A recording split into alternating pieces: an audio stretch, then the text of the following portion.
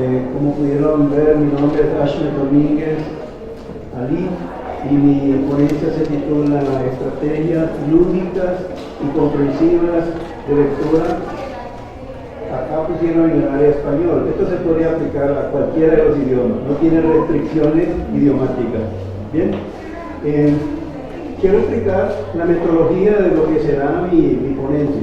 En primer lugar, quiero compartir con ustedes la reflexión que he escrito con mucho cariño para que luego ustedes, voy a tratar de hacer una lectura pausada, tipo presa, 10 kilómetros por hora y espero que ustedes anoten las consultas que quieran luego plantearme. Yo estoy dispuesto a que ustedes me crucifiquen con sus preguntas, no hay ningún problema. Y luego, después de eso, quiero proponer un taller, porque el taller combina la parte teórica y la parte práctica. Sé que es muy importante que las propuestas conceptuales que yo voy a emitir se puedan evidenciar en un ejercicio, y esa es la idea. Creo que con eso podríamos terminar todos muy contentos. Y voy a comenzar dándoles a conocer mi ponencia. Dice así: apreciada concurrencia, estoy aquí porque no estoy allá. Y aunque parezca lenguaje cantinflesco, no es sino lenguaje dominguesco. Yo soy Domínguez. Si nos atenemos a la fidelidad del título de esta ponencia, debemos honrarla con la evidencia de que el lenguaje, esa arcilla de pensamiento y sentimiento, nos permite vivificar nuestra condición sentir-pensante. Con la acostumbrada excelencia de reflexión de Julio Cortázar, hemos de recordar una de sus declaraciones más pertinentes para la vida cultural y para este encuentro de colegas plenos de animosidad. El hombre es un animal que juega. Me sería absolutamente imposible vivir si no pudiera jugar. Para mí, escribir forma parte del mundo lúdico. La atinada reflexión cortasariana nos lleva a encender la cocina de leña que es nuestro cerebro, para inferir que el sentido lúdico se aplica en situaciones homologadas. También llega a ser acto de presencia al convertirnos en lectores. Jorge Luis Borges decía que otros se jacten de lo que han escrito, yo me jacto de lo que he leído. Johann Huizinga, autor del Otoño de la Edad Media, nos dice que el Homo sapiens es Homo ludens, es decir, hombre que juega. Debemos recordar, por aquella suspicacia del género, que el concepto es usado en términos genéricos. ¿Quién se atreve a negar que las damas también juegan? Todos jugamos el crucigrama de la vida. Nadie está exento del juego de aciertos y desaciertos que es la vida. Volviendo al tema de este diálogo académico, porque así lo siento, pues me apoyo en el amado por mí aforismo de Friedrich Nietzsche: la verdad es una mujer que no se ha dejado conquistar. Quiero plantar aquí semillas de reflexión y de retroalimentación para que el tiempo invertido adquiera aroma de nostalgia. El fundamento estético de Cervantes, alegarnos del Quijote, se basó en la siguiente declaración: la literatura debe cumplir dos funciones, la de entretener y la de reflexionar. Como pueden darse cuenta, nos estamos apoyando en dos pilares sólidos de cultura literaria, Cervantes y Cortázar. Se dice que en los momentos de su agonía, Miguel de Cervantes aún mantenía su sentido de humor. Cortázar, en forma irónica, era sepultado en París en 1984, un día del cual tengo ya el recuerdo, como decía César Vallejo, el día del trastorno sentimental, el 14 de febrero. Ya ustedes saben lo que lo digo. ¿Cómo vamos a desglosar los mecanismos y los conceptos que nos exige el título de esta tertulia? En cuanto al sentido lúdico, lo podemos evidenciar bajo una esquematización. A mí me gusta decir el esqueleto conceptual cuando nos referimos al esquema. Le faltan músculos y esa musculatura se la ponemos nosotros cuando partimos de un principio de lectura comprensiva, plantearle preguntas al texto. Establecer un nivel conversacional con lo que leemos o con lo que escuchamos. Leer es comprender, es decir, lec. Es una sigla muy simple, pero retadora para nuestras neuronas.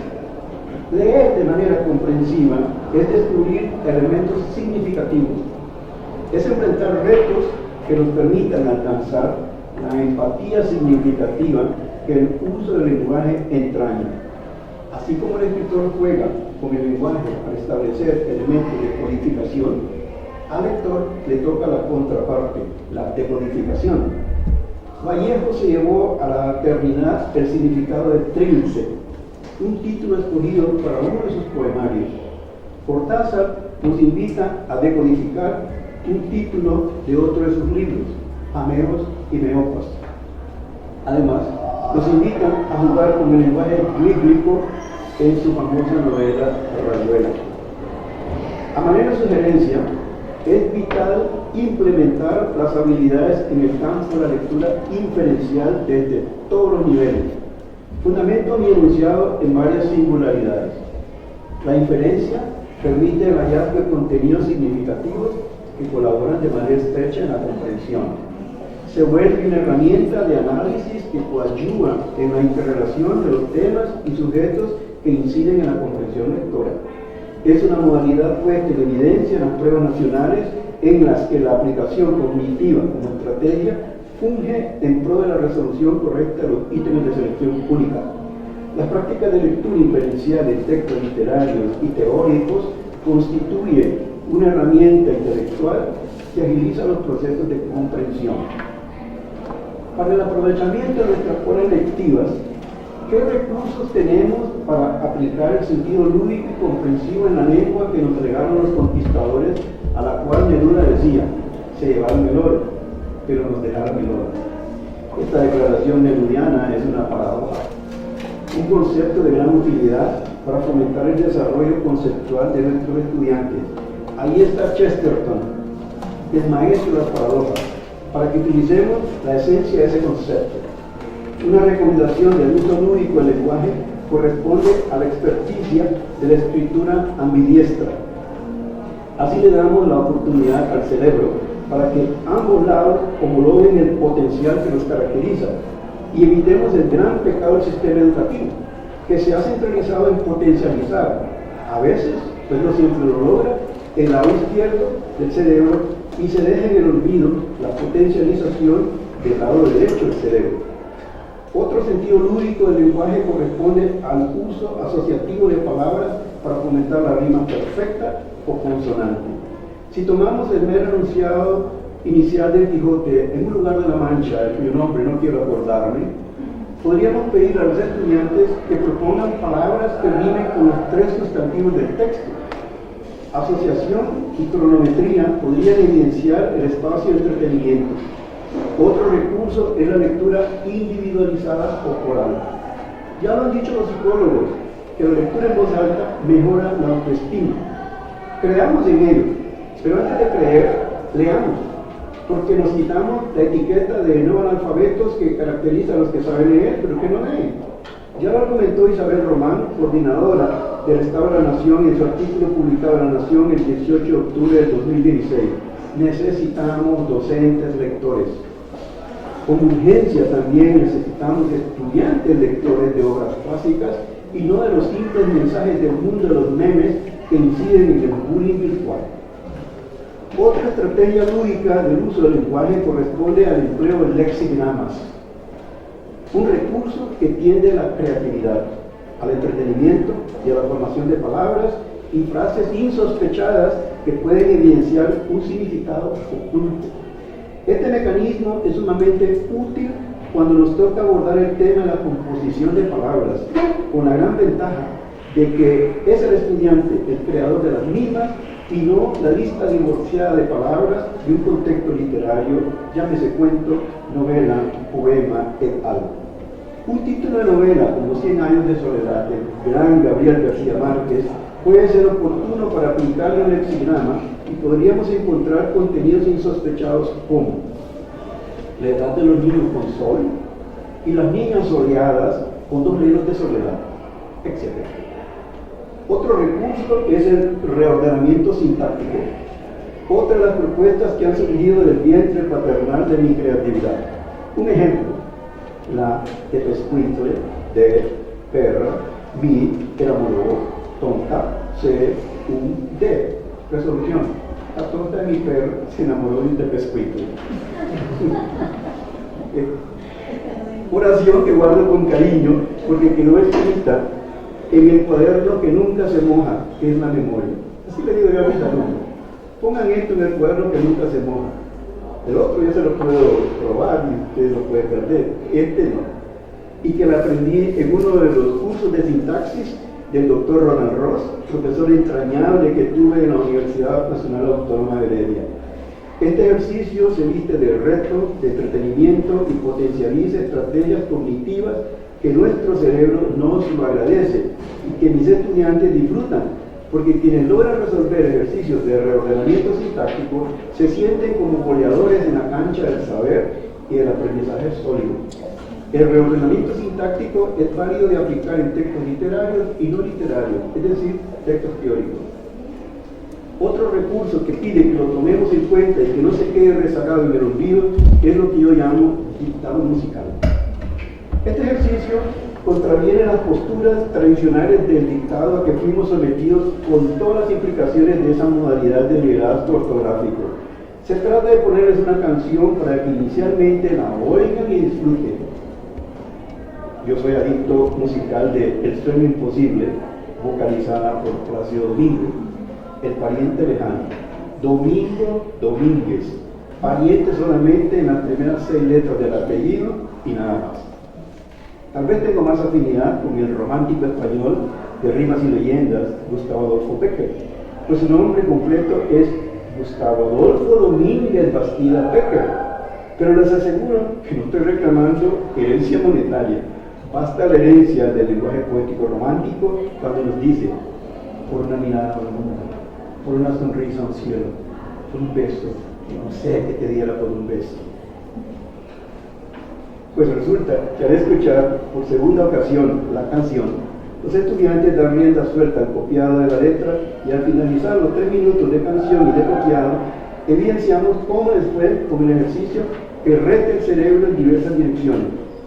Mis estudiantes y yo terminamos cantando El sueño imposible, esa canción que recupera musicalmente el alma de mi amado Don Quijote. ¿Qué otra pregunta relacionada con juegos de la inteligencia podemos plantear para mantener ocupado el sentido lúdico del lenguaje? Podríamos formular la siguiente. ¿Qué relevancia tienen las analogías en la construcción de pensamiento y la creatividad? Tiene mucho peso, porque no escatiman edades para el disfrute de la elaboración de las mismas. No hay edad para la creatividad. La creatividad no se jubila ni tiene condición de ciudadana de oro. Cada coyuntura histórica demanda patrones de aplicación en el sistema educativo. No olvidemos que esta coyuntura nuestra es exigente con la creatividad, esa cenicienta del sistema educativo. La competitividad exige criterios de creatividad y nuestro entorno académico no debe cegar sus ojos ante dicha perspectiva. Aquí calza Bécquer con su rima séptima, del salón en el ángulo oscuro, de su dueño tal vez olvidada, silenciosa y cubierta de polvo, veíase el arpa. Cuánta nota dormía en sus cuerdas, como el pájaro duerme en las ramas, esperando la mano de nieve que sabe arrancada.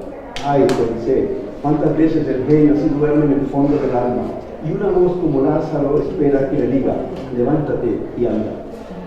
Provocar la creación de analogías con los contenidos de la lectura es un ejercicio sano para el ejercicio intelectual. Ejemplos: Don Quijote es a Cervantes como Hamlet es a Shakespeare. El soneto es una estructura de 14 versos, como el romance es una estructura poética de versos octosílabos. El epigrama es una creación poética vigente de brevedad, como el aforismo es un texto breve aromatizado a reflexión. Metáfora es una comparación sin usar elementos comparativos, como símil es una figura literaria con nexos comparativos. La mañana es al concierto de los pájaros, como la tarde es a la acuarela del ocaso que nos da su adiós policromado.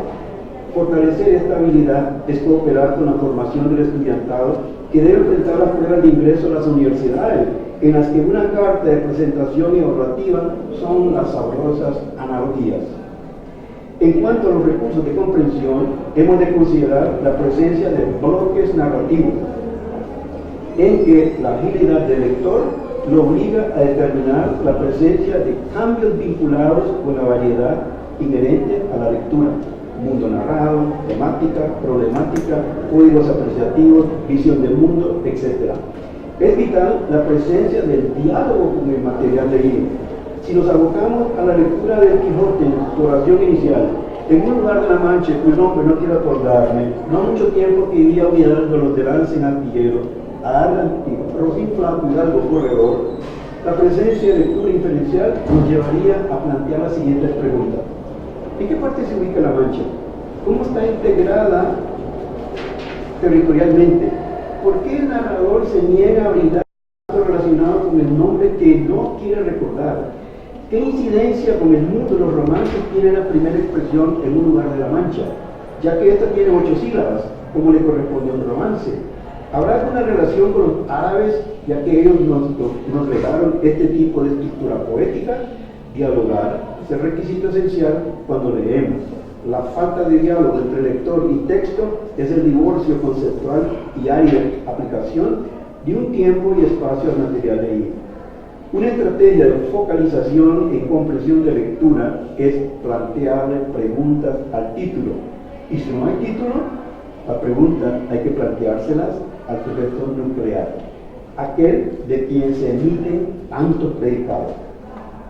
¿Cómo se puede enriquecer la lectura comprensiva? El mejor procedimiento es bajo el liderazgo del diálogo académico, en el que los estudiantes y el docente comparten contenidos que merecen ser desglosados sin temor a la complejidad. El error garrafal que aniquila potenciales lectores es aquel en que se le asigna al estudiante determinada lectura sin que haya un contexto motivacional. ¿Sabían ustedes que 100 años de soledad la escribió Gabriel García Márquez a máquina con 2 dedos y que duró 18 meses en los que no recibió un solo centavo? Podemos hipotetizar también a la hora de enfrentar nuestra lectura. Un ejemplo es la relación de Cervantes y Don Quijote. El personaje real tenía 50 años de edad cuando comenzó a escribir su novela, la edad misma que tenía el caballero de la triste figura.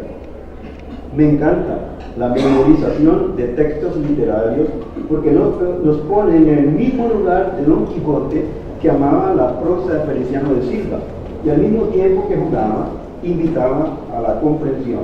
Ejemplo: la razón de la sinrazón que a mi razón se hace, de tal manera mi razón enflaquece, que con razón me quejo de la vuestra fermosura. Paradigmático texto para aplicar el sentido lúdico y la comprensión. Recordemos, leer es comprender. Otro de mis textos favoritos es, muchos años después, frente al pelotón de fusilamiento, el coronel Aureliano Buendía había de recordar aquella tarde remota en que su padre lo llevó a conocer el hielo. Gracias, Gabriel García Márquez, porque tu esencia creadora también nos ha llevado a conocer el hielo del silencio de la ingratitud humana, o el hielo del dolor cuando se digiere en soledad. Comprender es buscar la empatía del pensamiento hecho creación o hecho reflexión. Es compartir el mismo lenguaje aromatizado de significados en doble dirección. La de quien codifica, el autor, y la de quien decodifica, el lector u oyente, pues también se aplica a otros sentidos de la percepción de significado. Una clara exigencia de los mecanismos de comprensión es la empatía lexical, que nos lleva a la empatía semántica.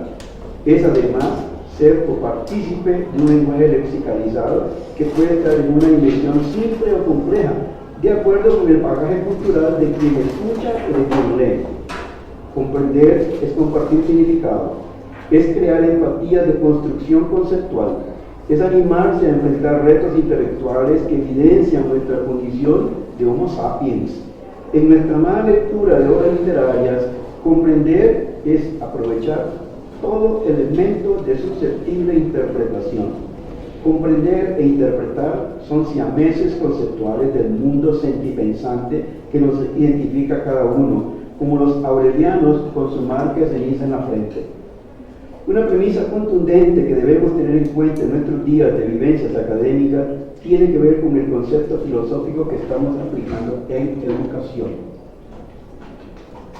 Si se parte del manejo de un conocimiento ingenuo, como lo constituye el llenado de información en la pizarra o la simple lectura de un dictado que nos ocupa todo un periodo prolongado, el manejo de la información se queda estancado en una propuesta cognitiva ingenua, pues se limita a la repetición de contenido. En cambio, si hacemos uso de la información a partir de la reformulación de los contenidos, podríamos proponer malabarismos con las ideas. En materia de comprensión de lectura, los retos se encaminan a la utilización de niveles que demanden la presencia de retos para lograr captar ideas complejas, para formular abstracciones, para formular preguntas esenciales, elaborar esquemas, proponer analogías, formular hipótesis, entre otros. Estas dinámicas inciden en el desarrollo de un saber conceptual que se diferencia del saber ingenuo, porque no se apoya exclusivamente en la repetición informativa. Esto quiere decir que los cambios metodológicos en los procesos de enseñanza-aprendizaje deben orientarse al desarrollo conceptual. Ese tipo de conocimiento que bien lo sugiere Ernst Cassirer en su obra Problemática del Conocimiento. Potencialicemos nuestro apostolado pedagógico con los retos que demandan el desarrollo del saber conceptual y guardemos en el baúl de los recuerdos las metodologías de saber ingenuo. Nuestros discípulos, que son nuestros estudiantes, lo agradecerán, porque habremos dejado huellas en su inteligencia racional, emocional y espiritual. Con toda energía, Vincent Van Gogh se preguntaba, ¿para qué sirvo yo? Pregunta de inteligencia espiritual, que el paso de los años y de su obra artística nos han dado ya la eterna respuesta. A manera de síntesis y enfatizando el tema de las estrategias de comprensión, hemos de considerar el valioso aporte de la profesora María Isabel de Gregorio, quien sostiene que la comprensión se potencia si se conoce la organización discursiva de un texto. Es decir, hay que partir de la premisa de que los textos ofrecen una pluralidad. Con base en dicha tipología, hemos de considerar las estrategias de comprensión que se deben aplicar. Por otro lado, hemos de enfatizar en la necesidad de implementar la lectura inferencial, pues inferencia y comprensión van de la mano. Recordemos que existe la comprensión inmediata. Se caracteriza porque se apoya en un mecanismo de reconocimiento que puede ser el argumento, el personaje o la relación título-contenido. La otra modalidad es la comprensión diferida. Obliga a la aplicación de la lectura inferencial, pues remite a otros contextos, a otras zonas y demanda una lectura profunda. La primera es patente, la segunda es latente. Tal como Noam Chomsky hablaba de estructura profunda y superficial cuando caracterizaba el lenguaje. Recordemos que la riqueza de una lectura radica en su punto conceptual, lo que permite una ampliación del horizonte conceptual del lector.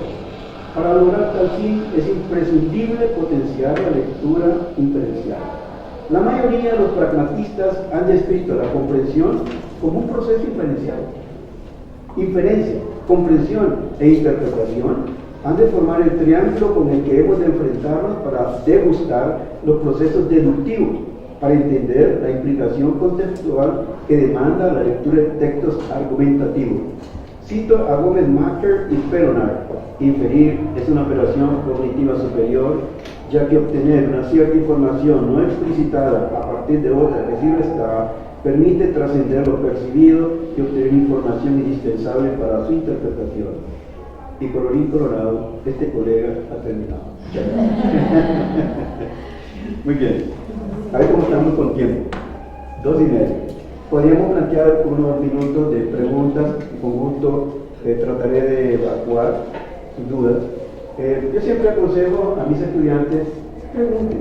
Yo fui profesor universitario en Heredia durante 9 años, y lo que le llegan a uno ahí son tumbas. Sí, los estudiantes no preguntan. Yo vengo creando en ellos la actitud de preguntar. La llave del conocimiento se inicia cuando planteamos preguntas del por qué, del cuándo, del cómo, etc. ¿Okay? Entonces, como estoy acá, crucifíquenme sus preguntas. Con gusto trataré de... Tal vez usted hizo mención del artículo que publicó Daniela Cerdas en el periódico. Yo le escribí a ella. Pero primero porque en el artículo confunden dos palabras, comprensión y comprensión. Yo no sé si usted se dio cuenta en la página primera, ¿verdad?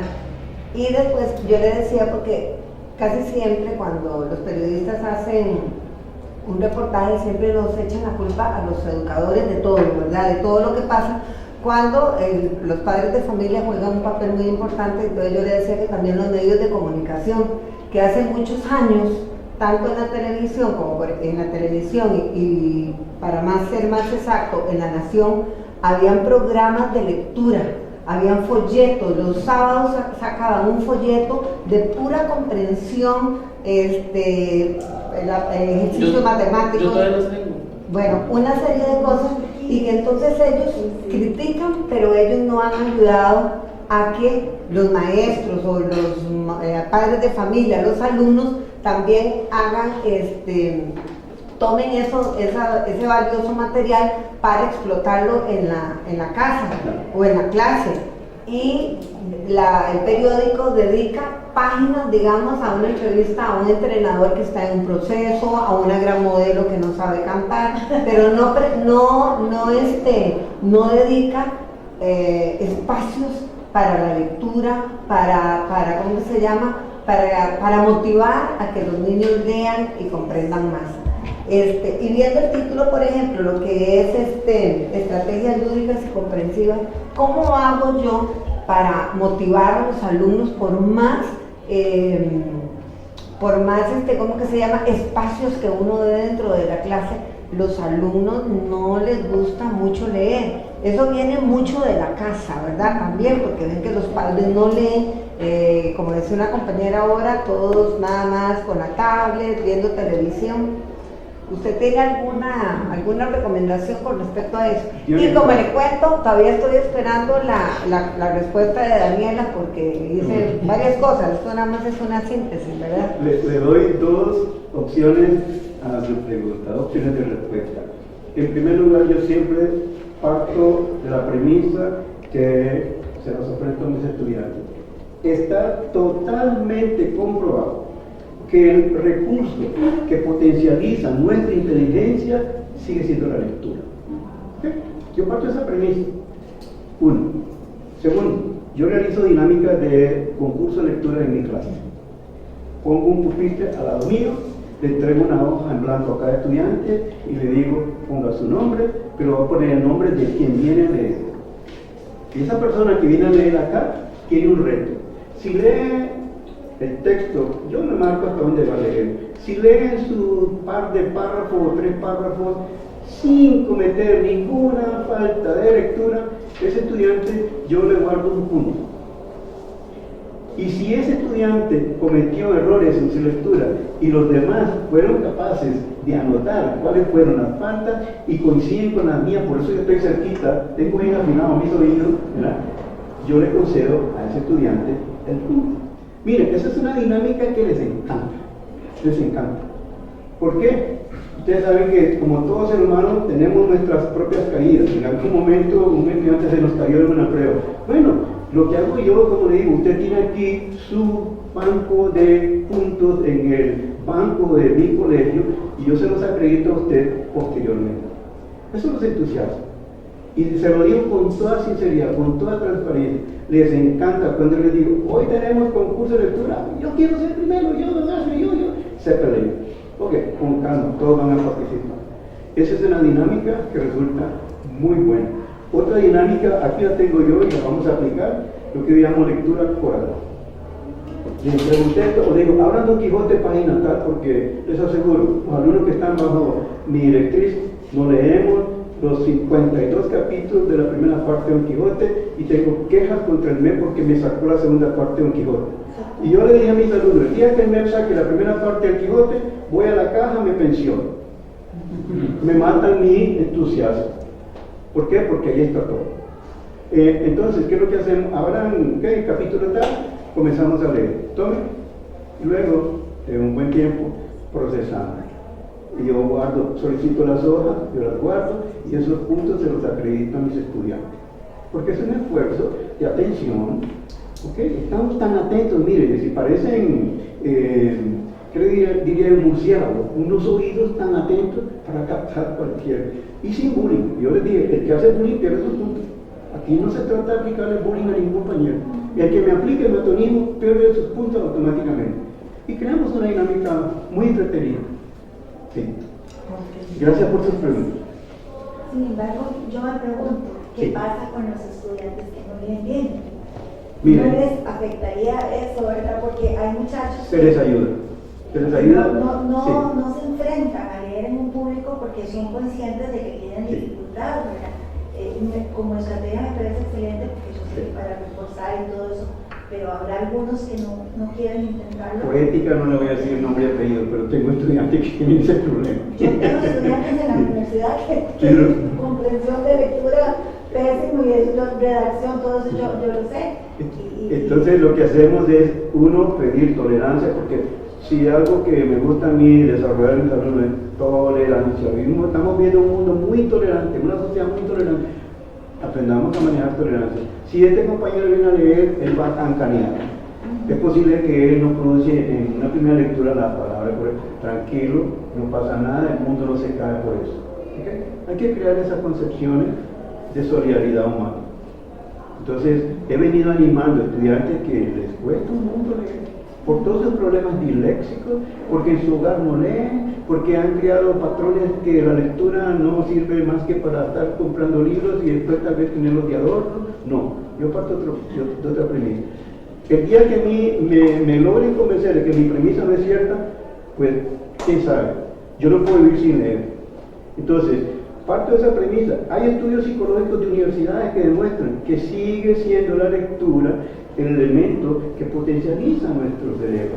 Y yo les contaba a ellos, en Harvard University hicieron un experimento, les dijo el profesor, ok, lean ustedes su libro, mientras ustedes leen, yo les dicto algo.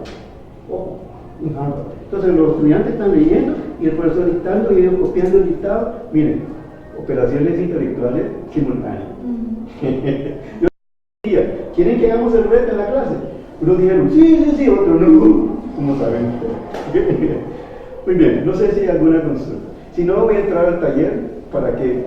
Sí, perdón. El año pasado andaba en un taller también de lectura y Will Duncan, que es escritor, que decía que muchas veces en las escuelas y en los colegios caemos de que los niños leen, yo sé que son clásicos y tienen que conocerlos, pero que para ellos es aburrido, que deberíamos de darle también oportunidad de leer aquellas cosas que a ellos les interesan, para ir fomentando también el gusto a la lectura, porque muchas cosas para ellos no yo pienso que porque yo trabajé con Queens en la universidad, fuimos compañeros, y yo pienso que él se apoya en una propuesta de Jorge Luis Borges. Borges decía que hay que ser un lector hedonista.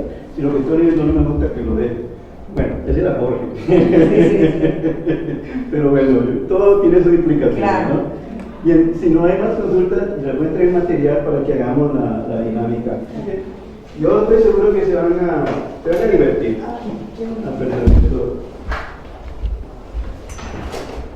Si quiere alguien me ayuda a repartir, por favor. Gracias. Si quiere reparte acá y yo me... Lo primero que vamos a hacer es un ejercicio de escritura ambidiestra. La practicaron mucho Leonardo da Vinci, Albert Einstein, Simón Bolívar y otros de esos grandes capitanes. Con gusto. Les voy a explicar en qué consiste. Pregunto, muchas gracias, muy amable. ¿Quiénes de ustedes son derechos? ¿Quiénes son zurdos? Excelente. Los zurdos escriben con la derecha y los derechos con la izquierda. Van a copiar nada más el texto de Gabriel García Márquez. Nada. Eso ayuda a potencializar el otro lado del cerebro. Muy bien. Eso es lo que saca lo Sí, el mismo textito.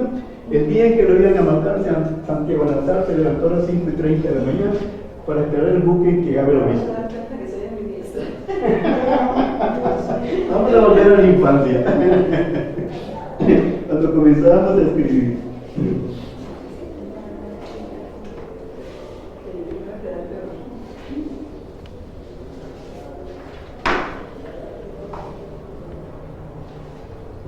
Nos escribimos todo. Por favor, disfrútelo. No, disfrute y después va a reconocer. Bueno, también le hago un poquito la grafología, después y después qué pasó. Yo soy muy consciente de que soy muy diestra. Me cuesta mucho. No importa, lo que importa es que le ayudemos al otro lado del cerebro a que siente el disfrute de este reto. Esa es la dinámica. Aunque hay una anécdota que puedo compartir. Bien, amigo.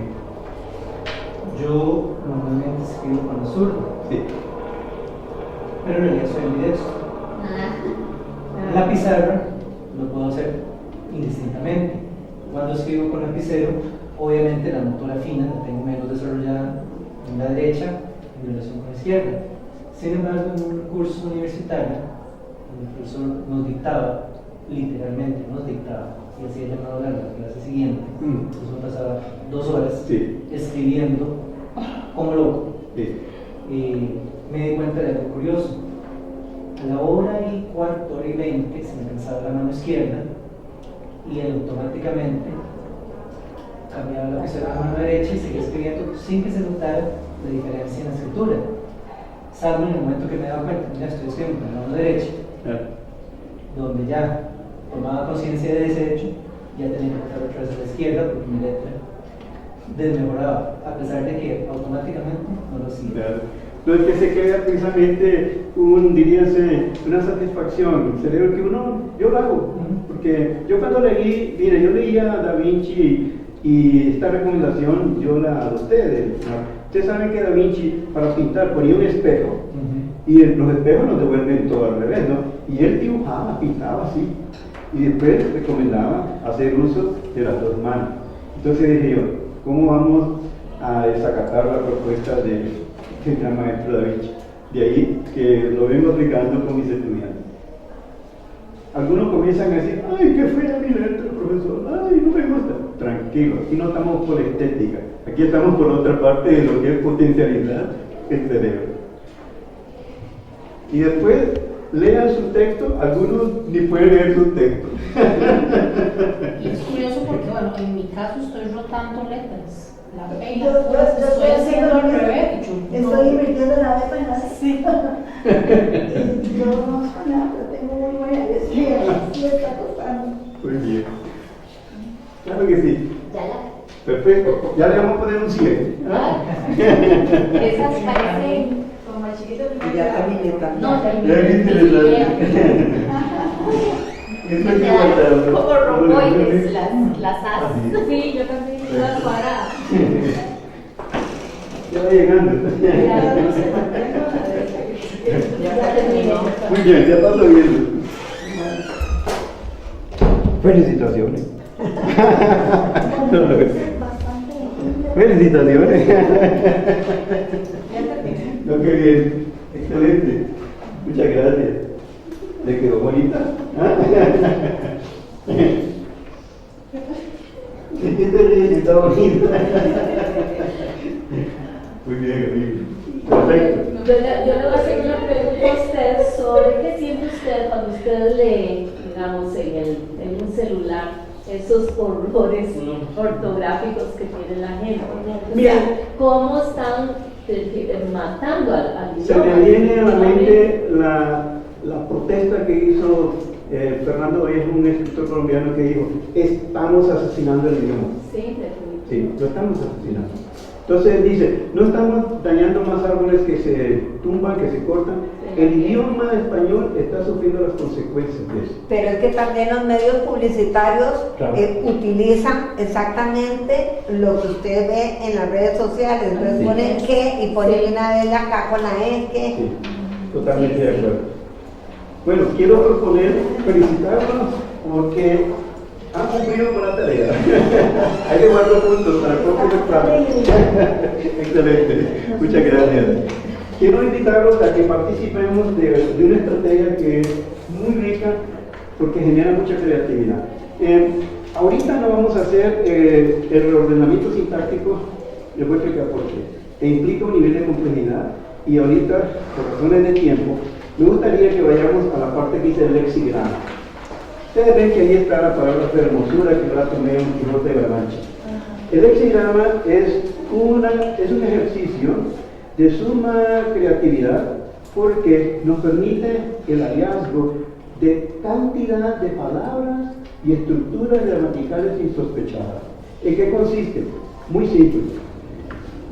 Usted puede repetir las veces que quiera cualquiera de las letras que están en hermosura. No puede incluir letras que no estén en el lexigrama. Y podemos proponer ahorita, hagamos un ejercicio de proponer 20 palabras que usted ha descubierto. Que se deriven de esa palabra. Que se deriven de aquí. Puede repetir las veces que quiera. Doy un ejemplo. La primera palabra que aquí yo puedo sacar es amor. ¿Lo ven? ¿No es cierto? Sí. Y si le doy vuelta puedo sacar Roma. ¿No es cierto? No importa el orden. No importa el orden. Usted puede repetir las veces que quiera las letras del lexigrama. No debe incluir letras que no estén en el lexigrama. Hagamos un ejercicio, propongamos ahorita 5 palabras nuevas. A ver qué ocurrió. Rosa. ¿Mm? Bueno, escritas. Sí. Póngalas por favor en Remo. Ya, bueno, ya. Incluso podemos sacar, como dice acá, un sintagma verbal que implica ya la presencia de un verbo conjugado con sus complementos.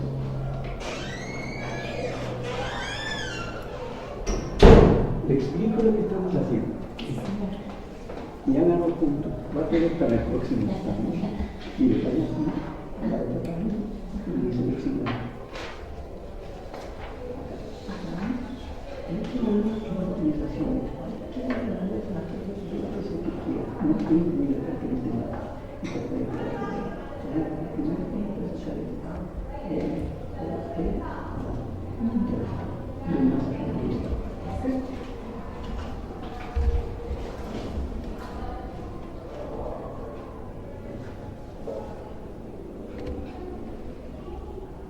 Tarea cumplida. ¡Qué rápido! No, 20. Sí, pero por ahorita solicitaban 5 para que podamos luego hacer otra dinámica. ¿Les parece? Sí. Muy bien. Entonces, alguien que tenga la amabilidad de leernos sus 5 palabras que encontró. ¿Usted? Rosa, amor, remar, mora y feo. Bien. Bien. Yo, amor, remo, rosa, ruso, mora, sumo. Perfecto. Puse una, pero tenía tilde, entonces la quité. No hay problema. Se le puede agregar tilde. Tengo No además hay problema. presa, de las que llaman presa. Sí, también. Osa, Bien. hora, Bien. mora. Bien. Os, Ar, Rusa, Perfecto. Femo. Muy bien. Y les voy a dar un dato. Yo puedo sacar una oración con un verbo conjugado. De ahí. Amaré a Aura Rosa. O amaré a Rosaura. Se puede sacar eso. Vean, no les miento, ustedes pueden hacer la comprobación. Ok. Bien, amigas y amigos. Me gustaría que vayamos al lenguaje glíbrico de Julio Cortázar, porque este es uno de los textos más difíciles de comprensión, pero yo les voy a decir dónde está el truquito para poder entender. Me encantaría que hiciéramos lectura coral, que todos leyéramos, cuando cuente hasta 3, todos leamos el texto y se hagan cuenta de algo muy interesante. ¿Listos? Sí. 1, 2, 3. Apenas se llamaba el poema, a ella se le arrobaba el lienzo y caía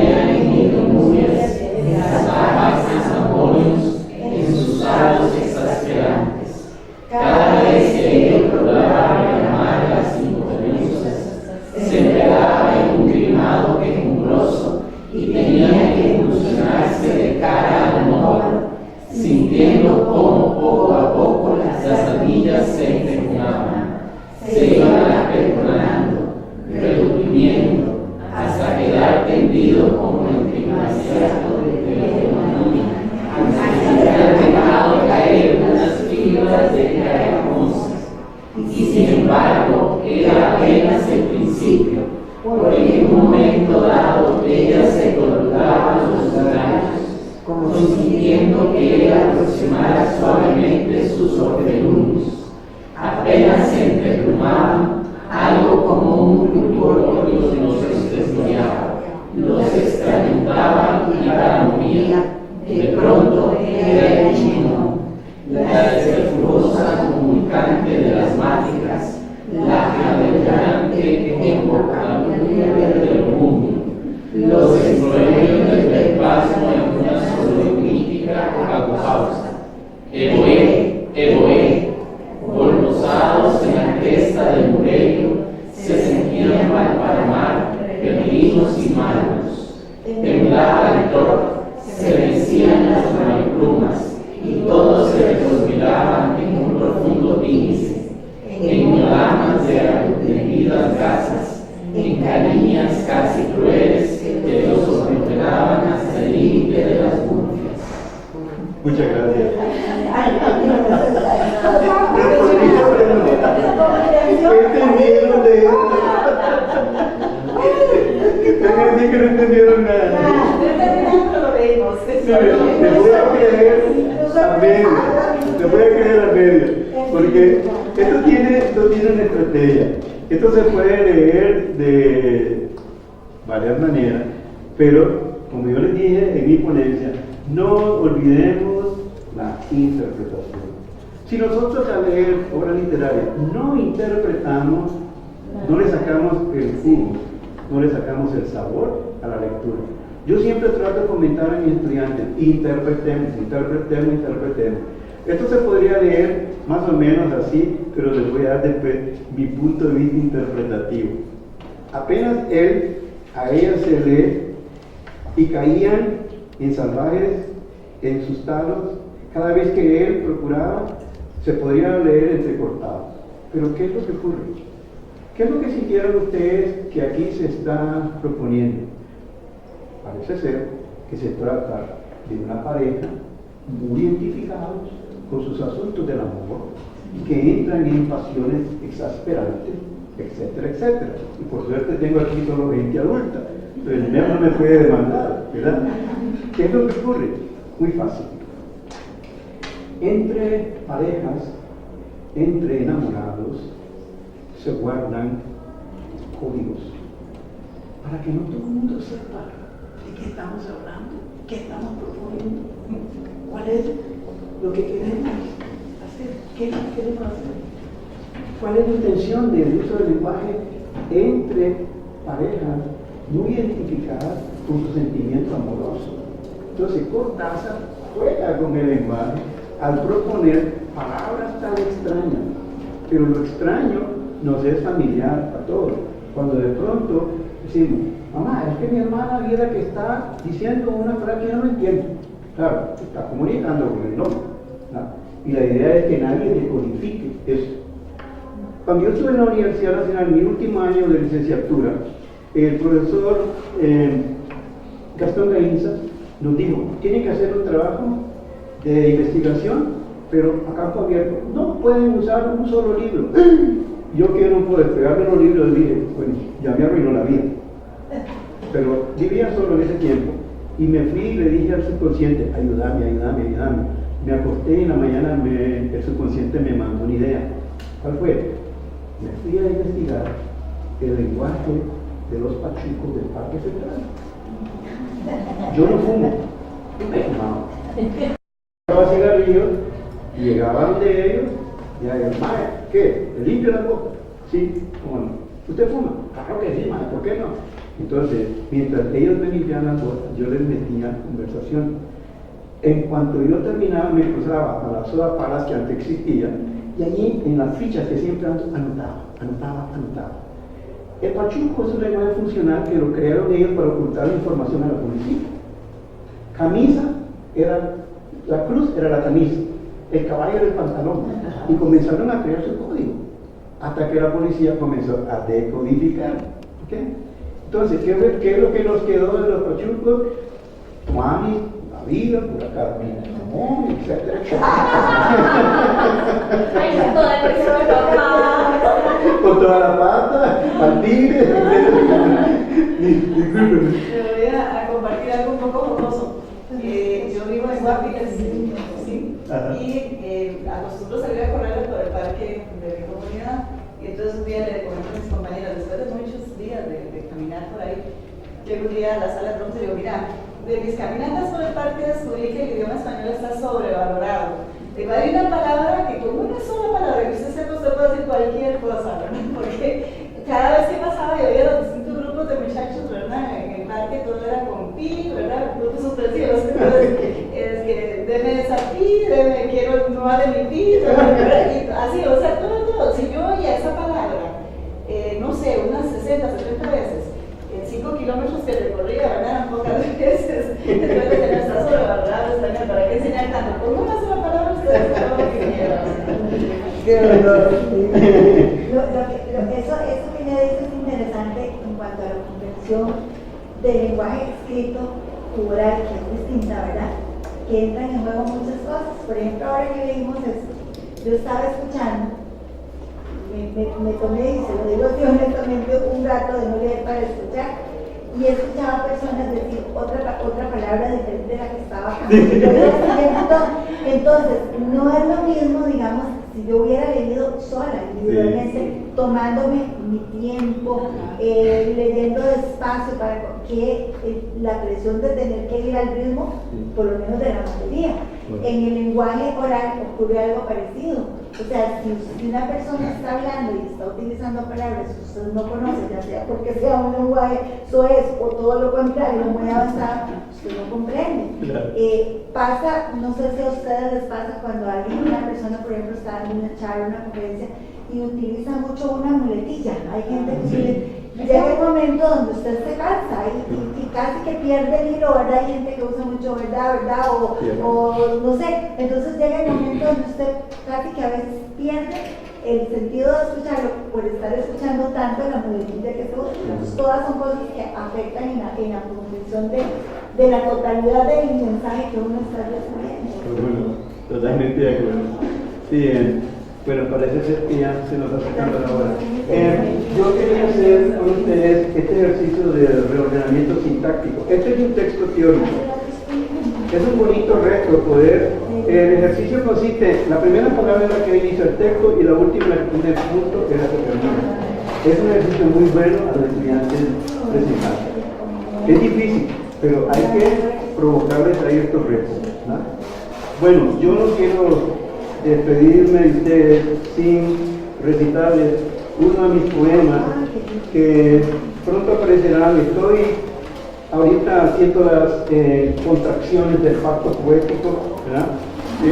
Porque ya estoy revisando material para después buscar editoriales para campo de cobra. Hay un poema que está en mi poemario, se los quiero recitar, se llama Tres adverbios y dice así: lentamente, calladamente, secretamente, así entraste en mi vida, del mismo modo, así te fuiste.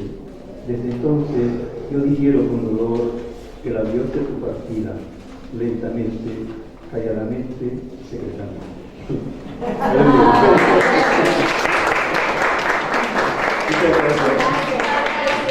Gracias a ustedes por haber venido a compartir conmigo estas inquietudes.